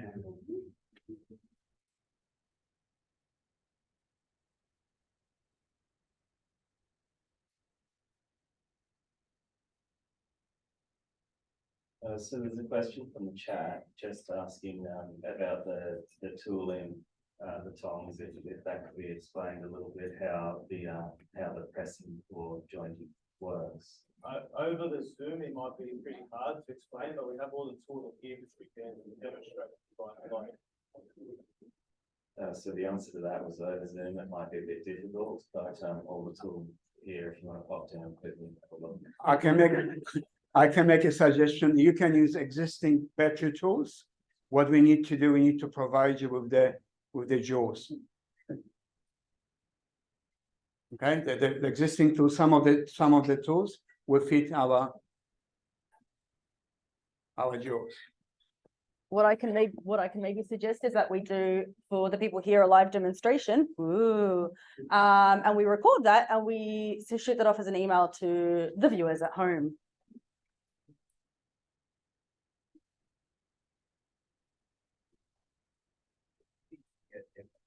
Sorry? Yeah, people that want to see them come up and show. Please feel free to come and we would like to have a chat. We also would like to get you feedback. It is a new product.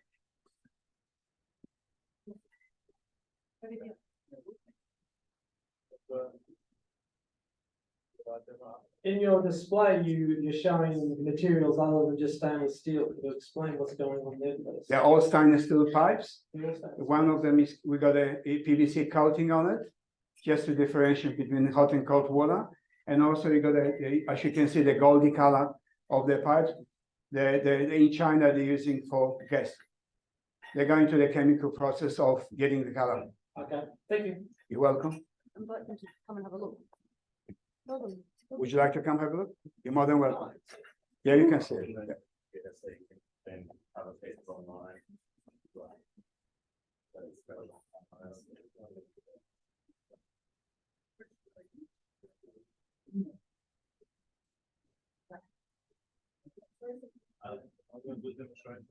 Okay, there's been another question on Zoom for Alex.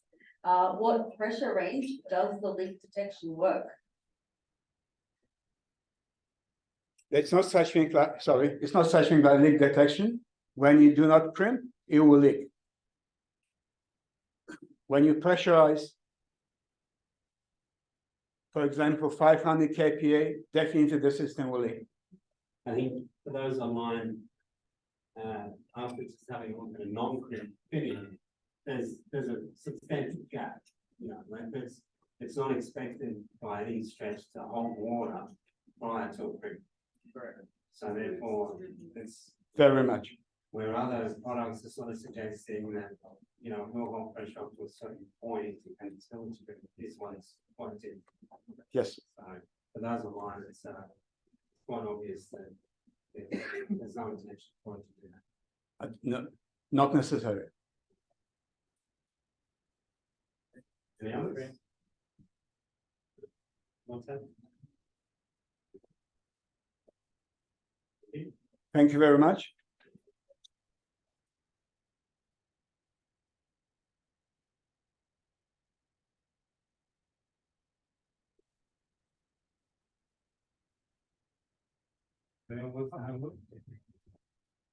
Okay, I think now might be the moment for that live product demonstration that I advertised earlier. So if you'd like to head over to that corner where Alex is setting up the tools, and I will whip out my camera in a minute and record that for our Zoom attendees.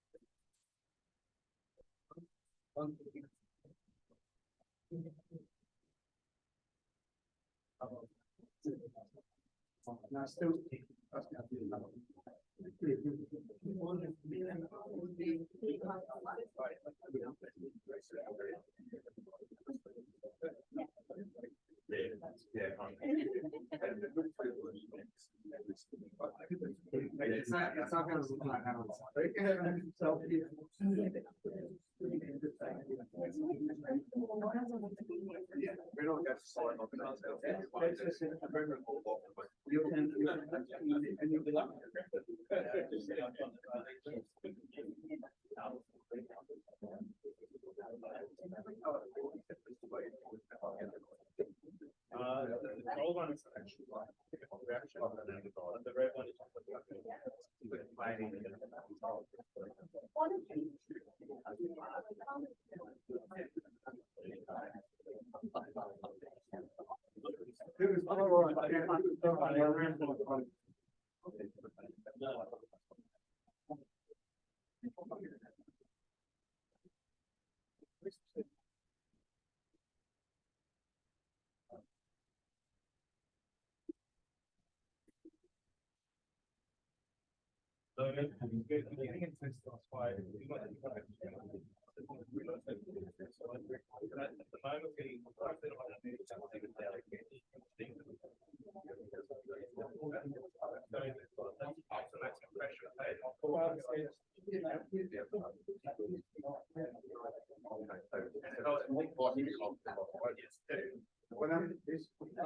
what they do, continue product, we need to make sure that product.